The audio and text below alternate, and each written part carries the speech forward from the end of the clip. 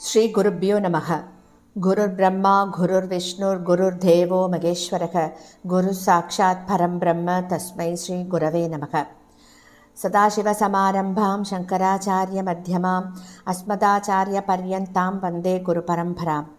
குரவே சர்வலோகானாம் விஷஜே பவரோகிணாம் நிதயே சர்வவித்யானாம் தட்சிணாமூர்த்தயே நமக. ஸ்ருதிஸ்மிருதிபுராணானாம் ஆலயம் கருணாலயம் நமாமி பகவத்பாதம் சங்கரம் லோகசங்கரம். सदात्मध्याननिरतं विषयेभ्यः पराङ्मुखं नौमि शास्त्रेषु निष्णातं चन्द्रशेखरभारतीं. विवेकिनं मगाप्रज्ञं धैर्यौधार्यक्षमानिधिं सदा अभिनवपूर्वं तं विद्यातीर्थगुरुं भजे. भारतीकरुणापात्रं भारतीपदभूषणं भारतीपदमारूढं भारतीतीर्थमाश्रये.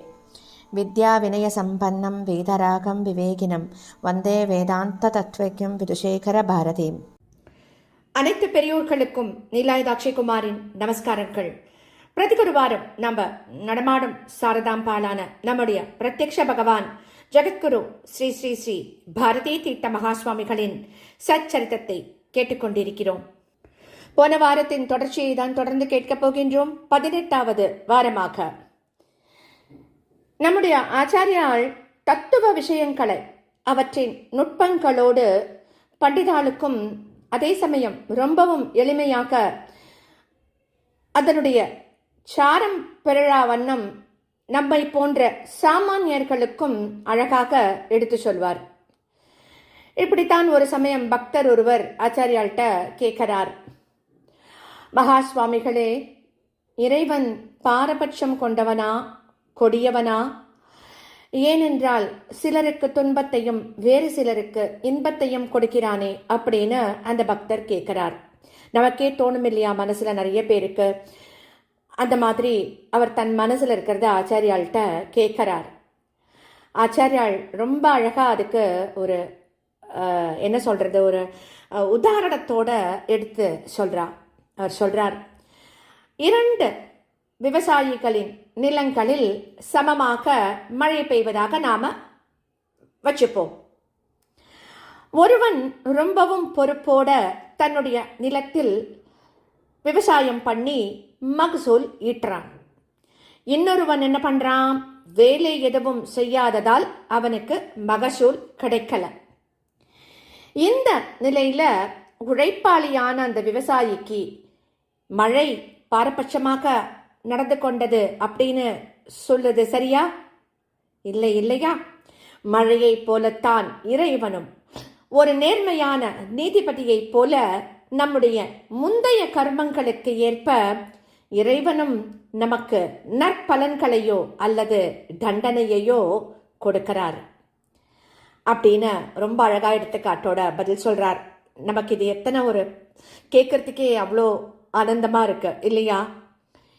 அதே மாதிரி இன்னொரு சிஷ்யர் இன்னொரு சமயம் கேட்கிறார், குருதேவா, மனிதர்களின் முன்னாடி கடவுள் உருவத்தோடு தோன்றுவாரா அப்படின்னு கேட்கிறார்.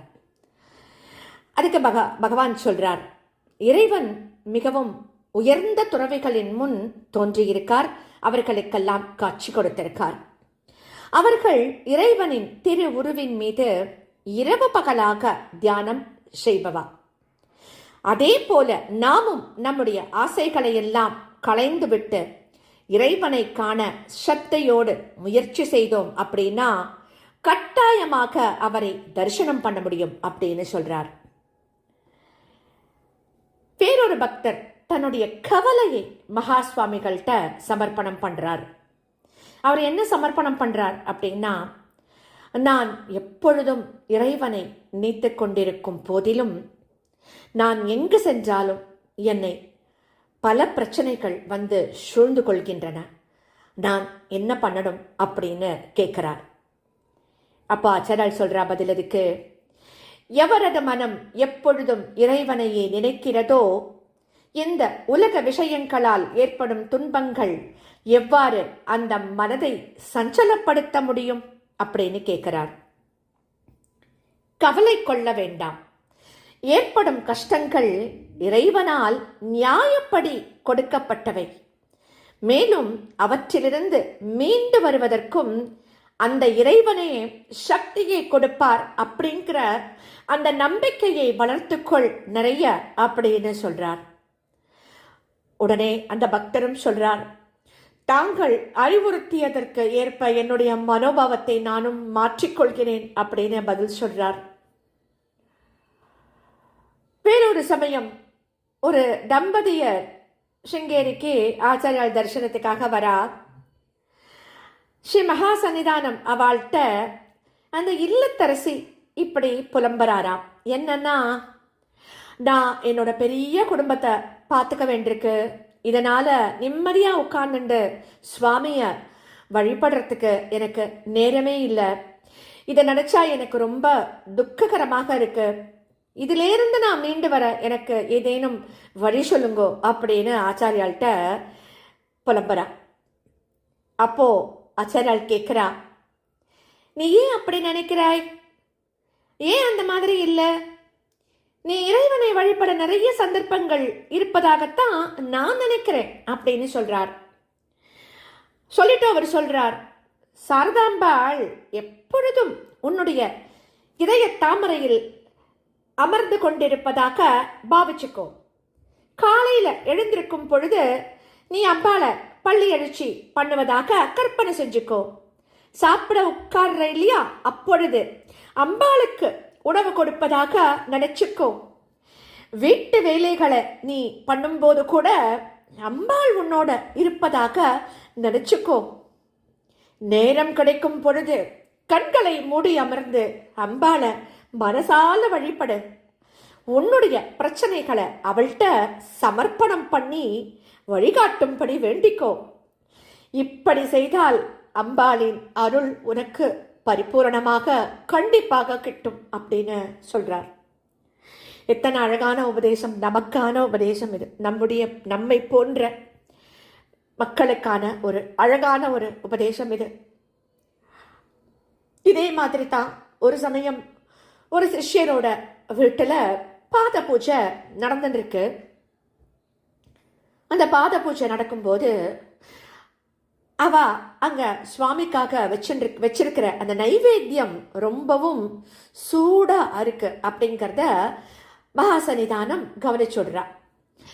உடனே என்ன பண்றா, அதை கவனிச்சுட்டு தனக்கு பக்கத்துல ஒரு மின்விசிறி இருக்கு, அந்த மின்விசிறிய நைவேத்தியத்தை நோக்கி திருப்புறார். நைவேத்தியத்தின் சூடு ஆறிக்கொண்டிருக்கு. அந்த சமயம் ஸ்ரீ மகா சன்னிதானம் லலிதா சகஸ்ரநாமத்தில் உள்ள அம்பாளின் நாமம் ஒன்ன ரொம்பவும் சரளமாக விளக்கி சொல்றார். அவர் சொல்லி முடிச்சதும் அந்த சிஷ்யர் ஆச்சாரியால்கிட்ட கேட்கிறார், சொல்றார், சாரதாம்பாளுக்கு சூடான நைவேத்தியம் அளிக்கப்படுவதை ஸ்ரீ மகா சன்னிதானம் அவர்கள் தவிர்த்தது மட்டுமில்லாமல் எங்களின் தவறு அனைவரின் முன்னும் வெளிப்படாம காத்து அருளினார்கள் அப்படின்னு சொல்றார் அவர். இப்படித்தான் ஒவ்வொருவருக்கும் நம்முடைய ஆச்சாரியால் அவர்களுக்கு தகுந்த மாதிரி அருளை வாரி வழங்கி கொண்டுதான் இருக்கா இன்னமும் இன்றைக்கும். பூஜிக்கப்படும் இறைவனின் விக்கிரகங்கள் உயிரில்லாத பொருட்கள் அல்ல என்றும் நாம் அந்த விக்கிரகங்களில் இறைவனின் சாநித்தியத்தை உணர வேண்டும் அப்படின்னு தான் மகா சன்னிதானம் எப்போதுமே நமக்கு சொல்லுவா. அப்பேற்பட்ட சாநித்தியம் நிகழ்ந்தது விக்கிரகங்கள் அப்படின்னு நமக்கு சொல்றா ஆச்சாரியால். ஒரு பக்தர் மகா சுவாமிகளோட உரையாடின்னு இருக்கார். அப்படி உரையாடுகையில் அவர் சொல்றார், குருநாதா, நான் என்னுடைய கடமைகளை முடித்து விட்டதால் மகிழ்ச்சியாக இருக்கேன். போதுமான அளவிற்கு பணமும் சம்பாதித்து விட்டேன். அதில் ஒரு கணிசமான பகுதியை என்னுடைய மனைவி மற்றும் குழந்தைகளின் பெயரில் முதலீடும் செய்துள்ளேன் அப்படின்னு சொல்றார். அப்ப ஆச்சாரியால் கேட்கிறா, உனக்காக நீ என்ன சேர்த்து வச்சிருக்காய் அப்படின்னு கேட்கிறார். பதில் சொல்றார் அவரும், என் பெயரிலும் சொத்துக்கள்லாம் முதலீடுகள்லாம் இருக்கு அப்படின்னு சொல்றார். அப்போ ஆச்சாரியால் சொல்றா, உன்னுடைய லௌகீக சொத்துக்களை பத்தி நான் கேட்கல, ஒருவனின் வாழ்க்கை முடியும் பொழுது அவசியம் அவன் தன்னுடைய சொத்துக்களை பிரிஞ்சுதான் ஆகணும் அப்படின்னு சொல்றார். அப்படி சொன்ன உடனே அந்த பக்தர் கேட்கிறார், அப்படி என்றால் நான் எனக்காக எதை சம்பாதித்து எதை சேமிக்க வேண்டும் குருநாதா அப்படின்னு அவர் கேட்கிறார். ஆச்சாரியால் சொல்றா, நீ புண்ணியத்தை சேர்க்கணும். அது சாஸ்திரத்தில் ஒருவனுக்கு விதிக்கப்பட்டுள்ள செயல்களை செய்வது, தகுதியானவருக்கு தானம் அளிப்பது, இவற்றால் தான் அது ஏற்படும். அதுபோல உண்மையான செல்வம் அதுதான்.